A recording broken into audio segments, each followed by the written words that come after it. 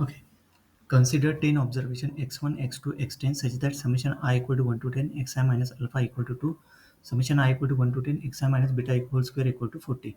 Where alpha and beta are positive integers, let the mean and the variance of the observation be 6 by 5, 84 by 25 respectively. Then find the value of beta by alpha. Find the value of beta by alpha find करना है. तो अभी इसको मैं देखूँ. Let n equal to 10 with the number of observation x1, x2, x10. The mean of the observation is given as x bar equal to 6 by 5. The mean is defined as x bar equal to 1 by n summation I equal to 1 to n xi.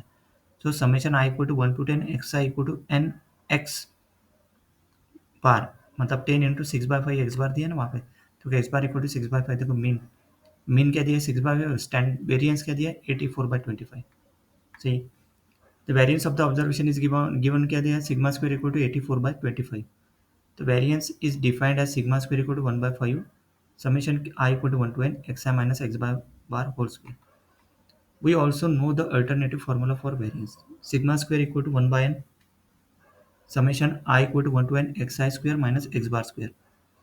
From this formula we can find the sum of the square I equal to 1 to 10 xi square. तो मतलब ये xi square है ना. To find the sum of the square क्योंकि sigma square given दिया है ना, तो ये निकल जाएगा summation of I equal to 1 to 10 xi square. ये 10 ये formula n equal to 10 put करेंगे. सिग्मा स्क्वायर की वैल्यू गिवन दिया है तो क्या गिवन दिया है 84/25. एक्स बार पे दिया है 6/5. तो ये समेशन पूरा कितना है क्या 48. Let's use this given equation. देखो यहाँ पे एक्स स्क्वायर है. I equal to 1 to 10 x i minus alpha equal to 2. Expand the sum. तो इसको समेशन सेपरेट कर दिया. 10 अल्फा हो जाएगा वो क्योंकि अल्फा है यहाँ पे 10 अल्फा हो जाएगा 2. तो ये summation this is I equal to 1 to 10 ये क्या हो जाएगा 2. We know that this is equal to 12 है ना ये.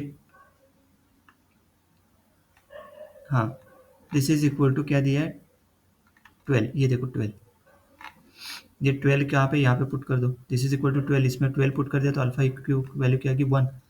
दूसरा देखो i equal to 1 to 10 x i minus beta whole square. यहाँ पे अल्फा लिया whole square equal to 40. This is ये सेकंड जो पहले केस है ना. Let's the given equation x i minus alpha. ये गिवन इक्वेशन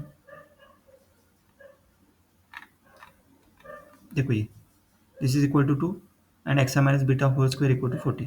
ये गिवन इक्वेशन है ना. तो ये 40 के हिसाब से इसको सेपरेट करो. X I square minus 2 beta X I plus beta square equal to 40. Summation के साथ सेपरेट करो. X I square 2 beta X I 10 beta. ये 10 बीटा स्क्वायर इक्वल टू 40 हो जाएगा. ये समेशन ऑलरेडी निकल चुका है. ये देखो ऊपर में है ना.